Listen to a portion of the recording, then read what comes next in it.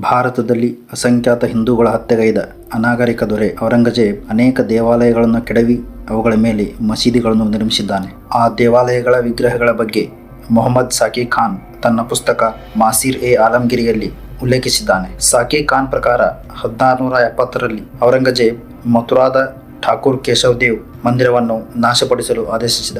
ದೇವಾಲಯವನ್ನು ಕೆಡವಿದ ನಂತರ ಶ್ರೀಕೃಷ್ಣ ವಿಗ್ರಹವನ್ನು ಆಗ್ರಾಗೆ ಕೊಂಡೊಯ್ದು ಔರಂಗಜೇಬನ ಆದೇಶದ ಮೇರೆಗೆ ವಿಗ್ರಹವನ್ನು ಜಾಮಾ ಮಸೀದಿಯ ಮೆಟ್ಟಿಲುಗಳ ಕೆಳಗೆ ಮುಚ್ಚಲಾಯಿತು. ಮಸೀದಿಗೆ ಬರುವವರ ಕಾಲುಗಳ ಕೆಳಗೆ ವಿಗ್ರಹ ಇರಬೇಕೆಂಬುದು ಅವನ ಆಶಯವಾಗಿದೆ. ಈ ಘಟನೆಯನ್ನು ಸರ್ ಜಾದುನಾಥ್ ಸರ್ಕಾರ್ ಅವರ the short history of Aurangzeb ಪುಸ್ತಕದಲ್ಲಿ ಮತ್ತು ಇತಿಹಾಸಕಾರ ರಾಜ್ ಕಿಶೋರ್ ತಮ್ಮ ತವರಿಕ್-ಎ-ಆಗ್ರಾ ಮತ್ತು ಪ್ರೊಫೆಸರ್ ಚಿಂತಾಮಣಿ ಶುಕ್ಲಾ ಅವರು the political history of Mathura district ಎಂಬ ಪುಸ್ತಕದಲ್ಲಿ ದಾಖಲಿಸಿದ್ದಾರೆ. ಇಂದಿಗೂ ಶ್ರೀಕೃಷ್ಣನ ವಿಗ್ರಹವು ಜಾಮಾ ಮಸೀದಿಯ ಮೆಟ್ಟಿಲುಗಳ ಕೆಳಗೆ ಇರುವುದು ಅತ್ಯಂತ ನಾಚಿಕೆಗೇಡಿನ ಸಂಗತಿಯಾಗಿದೆ.